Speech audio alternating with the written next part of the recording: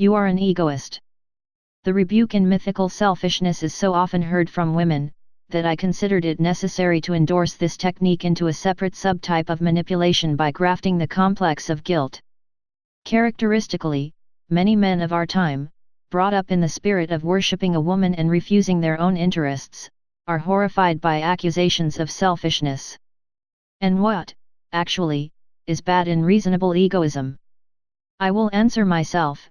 For women, the understanding of a man of the simple fact that his own interests should be in the first place is a symptom of a very dangerous one. That is precisely why women work for the promise, striving from the very moment of childhood to put men in the head of this leverage of control, the fear of looking like an egoist. And it would not have been so bad if they themselves professed this attitude towards men and others around them, but no, women reliably guard only their right to take everything from everyone, and the reproach of egoism is just one of the means of implementing this dubious right. The situation, I called it swing of interests, is quite typical. Your woman wants something, you do not want, or vice versa. The compromise to mutual satisfaction is eliminated. The question can be solved either positively or negatively: to go to visit a mother-in-law or not, to buy a wife a new coat or not, to apply to the registry office or not, etc.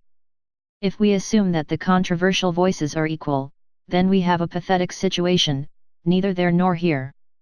Someone has to give in, it is simply due.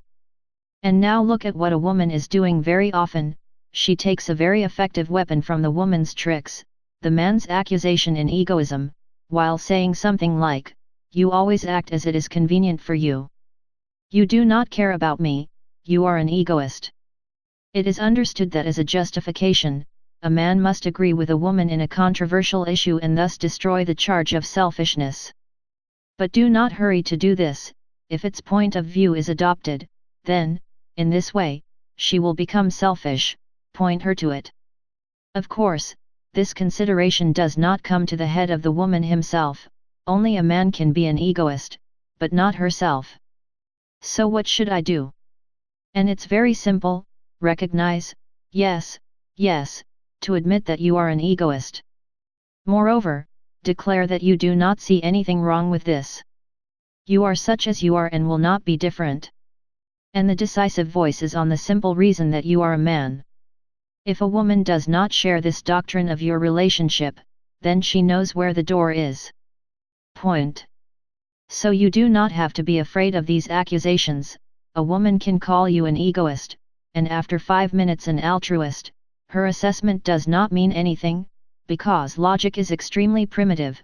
She did as she wants, meaning a good man, a real man, did not do, selfish, pedona, tyrant, etc. So this is not all selfishness, but the principle of unicornism, the only, in my opinion, a viable system of decision-making for the family. An interesting comment was given by one married woman.